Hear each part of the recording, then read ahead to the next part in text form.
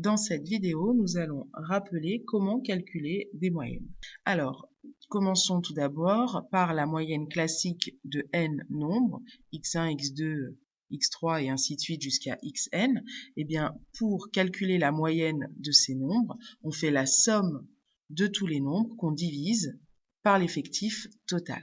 Si je prends comme exemple les notes d'un élève de 3e, 10, 15, 12, 16, 13 et 11, eh bien la moyenne arithmétique de ces notes, je fais la somme de toutes ces notes, 10 plus 15 plus 12 plus 16 plus 13 plus 11, que je vais diviser par le nombre de notes. Ici, j'en ai 6, ce qui va me donner 77 divisé par 6, une valeur approchée est 12,83. Alors, maintenant, on peut avoir un autre type de moyenne qu'on va appeler des moyennes pondérées, parce que toutes les valeurs ne vont pas avoir le même poids dans la série. On a comme formule, si on a N1 qui est le poids, la pondération de la valeur X1, N2 la pondération de la valeur x2, eh bien, on va faire la somme des produits des valeurs par leur effectif, par leur poids, qu'on divise par l'effectif total.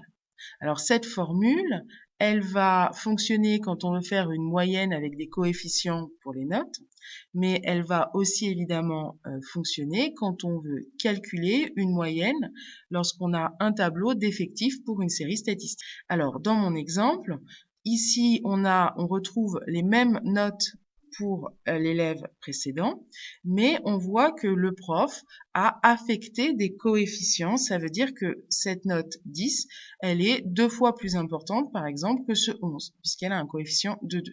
Alors, la moyenne pondérée de ces notes, eh bien, il va falloir faire le produit du coefficient par chacune des notes associées, en faire ensuite la somme et diviser par l'effectif total. Ici, ce sera la somme de tous les coefficients. Donc, on va faire 2 fois 10, plus 2 fois 13, plus 1 fois 11, plus 0,5 fois 15, plus 0,5 fois 16. Et on va diviser par la somme des coefficients 2 plus 2 plus 1 plus 0,5 plus 0,5.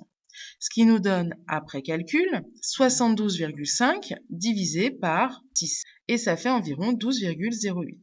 On s'aperçoit qu'ici, la moyenne pondérée, quand on a mis des coefficients, n'avait pas le même résultat que la moyenne arithmétique où chaque note avait le même poids. Alors, on fera bien attention quand on calculera ces moyennes pondérées. Ici, j'utilise la barre de fraction qui a pour équivalence le symbole divisé, mais on fait bien attention que si on utilise la calculatrice avec le symbole divisé, il faudra bien penser à mettre des parenthèses pour dire qu'on effectue en premier la somme des produits, puis ensuite la somme des coefficients pour enfin que la division ne se fasse qu'en dernier. Alors, dernier cas de calcul de moyenne, c'est dans le cas d'une variable continue, c'est-à-dire quand on a un tableau avec des effectifs qui sont donnés sous la forme d'un regroupement par classe. Ici, vous avez comme exemple le prix de vente moyen d'un pantalon auprès de 120 magasins. Plutôt que de donner les résultats en valeur discrète, on a préféré regrouper. Et donc, ici, on sait qu'on a 24 magasins qui ont un prix de vente compris entre 20 et 25 euros. On a 32 magasins qui ont un prix de vente compris entre 25 et 30 euros. Et on peut quand même calculer le prix moyen de ce pantalon dans les 120 magasins. À ce moment-là, on va considérer que le prix moyen à l'intérieur de l'intervalle de chaque classe, eh bien, c'est la moyenne des deux valeurs. Donc, si ici, je prends comme valeur 20 et 25 et que j'effectue la moyenne des deux, 20 plus 25, ça fait 45 divisé par 2, ça fait 22,5. Ce nombre, c'est ce qu'on va appeler le centre de la classe 20-25. Et on va calculer le centre de chaque classe. Autrement dit, pour chaque intervalle, on va prendre la moyenne des deux valeurs extrêmes.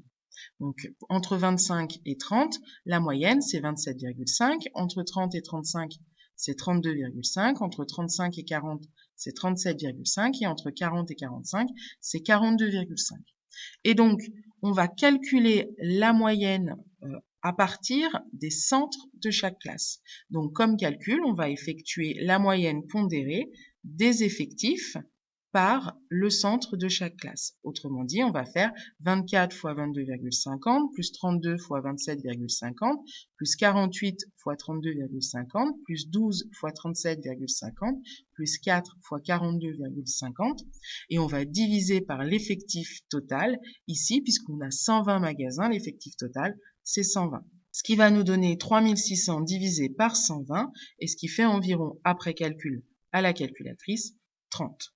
Donc, on peut dire qu'en moyenne, dans ces 120 magasins, le prix vaut 30 euros. Alors, on rappelle quand même ce que ça signifie la moyenne. Eh bien, ça veut tout simplement dire que si on avait tous ces pantalons qui avaient le même prix, ils coûteraient tous environ 30 euros.